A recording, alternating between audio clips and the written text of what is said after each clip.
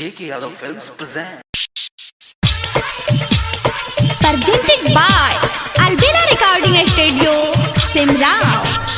DJ Alok, DJ Alok, Garwa, Garwa,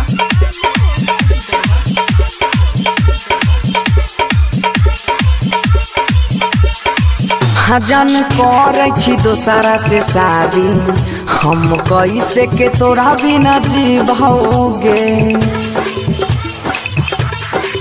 हजन करे छी दोसरा से शादी हम कैसे के तोरा बिना जीवोगे।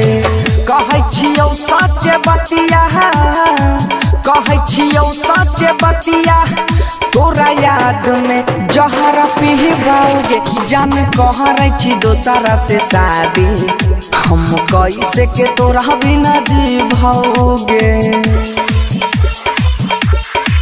हजान कहरै छी दोसरा से शादी हम कैसे के तोरा बिना जीवोगे। कहै छियौ सच बतिया, कहै छियौ सच बतिया, तोरा याद में जहर पीबोगे। जान कहरै छी दोसरा से शादी हम कैसे के तोरा बिना जीवोगे। DJ Alok, DJ Alok, Garwa, Garwa,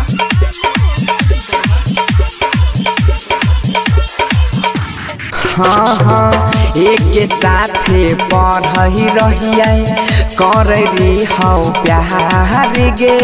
छोरी हमारा बनाई ले ले दोसरे के भटार गे।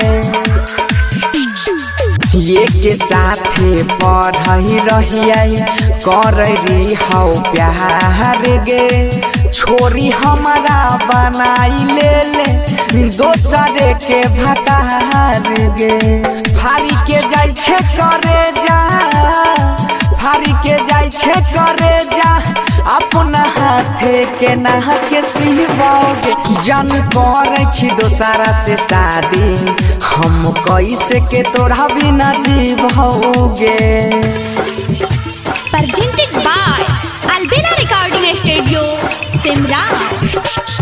DJ Alok, DJ Alok, Garwa, Garwa,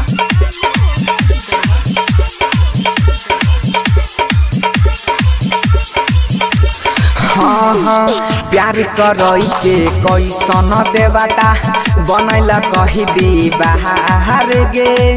तोरे याद में दिलवा हमर रहै छै बेकरार गे। हाँ हाँ प्यार करई के कैसन देवता बनैला कही दी बाहर गे। तोरे याद में दिलवा हमर रहै छै बेकरार गे। राइटर पशुपति सुमन, राइटर सोनू सिंह सुमन, बनसीधर के ओरिया हिबैगे। जान करै छी दोसरा से शादी हम कैसे के तोरा बिना जीवोगे। JK Yadav Films